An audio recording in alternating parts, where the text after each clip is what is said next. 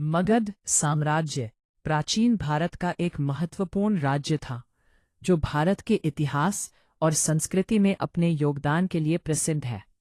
मगध साम्राज्य वर्तमान बिहार में स्थित था। इसकी स्थापना राजा बृहद्रथ ने की थी, जिसका काल 6ठी शताब्दी ईसा पूर्व का है।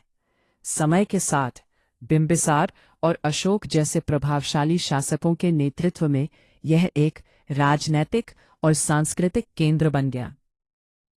इस साम्राज्य ने बौद्ध धर्म और जैन धर्म के विकास में महत्वपूर्ण भूमिका निभाई और उन्हें राज संरक्षण प्रदान किया।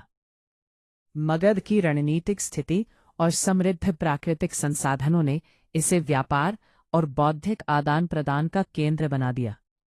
इसकी विरासत में इन धर्मों का प्रसार और एक केंद्रीकृत शासन प्रणाली की नींव शामिल है, जिसने भविष्य के भारतीय साम्राज्यों को प्रभावित किया।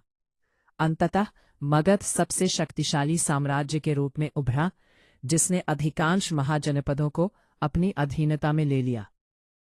इसका सर्वप्रथम विस्तार हर्यंका वंश के बिंबिसार के नेतृत्व में हुआ, जिन्होंने विजय और आक्रमण की नीति शुरू की, जो अशोक के शासनकाल के दौरान कलिंग युद्ध के साथ समाप्त हुई। इस चरण के अंत तक मगध का भारतीय उपमहाद्वीप के लगभग पूरे हिस्से पर नियंत्रण हो चुका था। मगध साम्राज्य के उदय के अनुकूल कारक बिंबिसार, अजातशत्रु और महापद्मनंद जैसे महत्वाकांक्षी शासकों ने हर तरह के उचित और अनुचित साधनों का प्रयोग करके राज्य का विस्तार किया।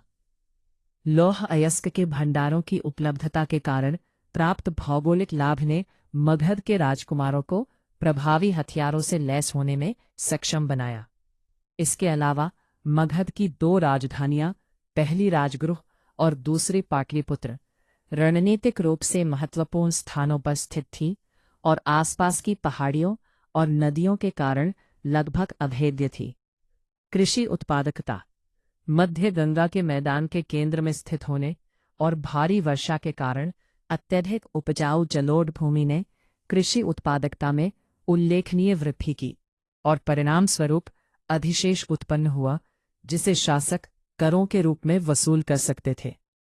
शहरीकरण, कस्बों के उदय और धातु मुद्रा के उपयोग ने व्यापार और वाणिज्य को बढ़ावा दिया। सैन्य शक्ति, मगध को अपनी सैन्य संरचना में एक अनूठा लाभ प्राप्त था। वे अपने पड़ोसियों के विरुद्ध युद्ध में इतने बड़े पैमाने पर हाथियों का उपयोग करने वाले पहले देश थे। इसके अलावा उन्हें छोटा नागपुर पठार के जंगलों से युद्ध हाथियों की निरंतर आपूर्ति मिलती थी।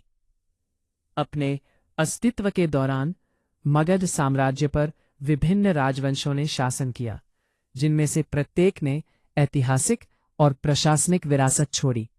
हर्यंका राजवंश 544 ईसा पूर्व 412 भ्यामर।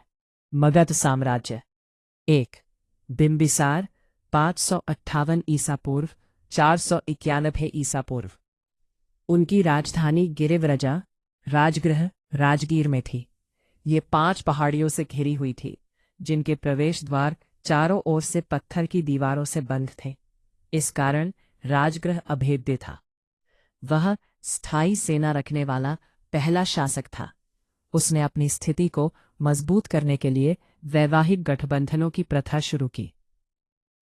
अजातशत्रु 492 ईसा पूर्व 460 ईसा पूर्व। उसने अपने ही पिता की हत्या कर दी और सिंहासन पर कब्जा कर लिया। उन्होंने बौद्ध धर्म को अपनाया और 483 ईसा पूर्व में बुद्ध की मृत्यु के तुरंत बाद राजगृह में प्रथम बौद्ध परिषद का आयोजन किया। 3 उदयभद्र उदयन 460 ईसा पूर्व 444 ईसा पूर्व। वह अजातशत्रु का पुत्र था। उन्होंने राजधानी को राजगृह से पाटलिपुत्र स्थानांतरित कर दिया।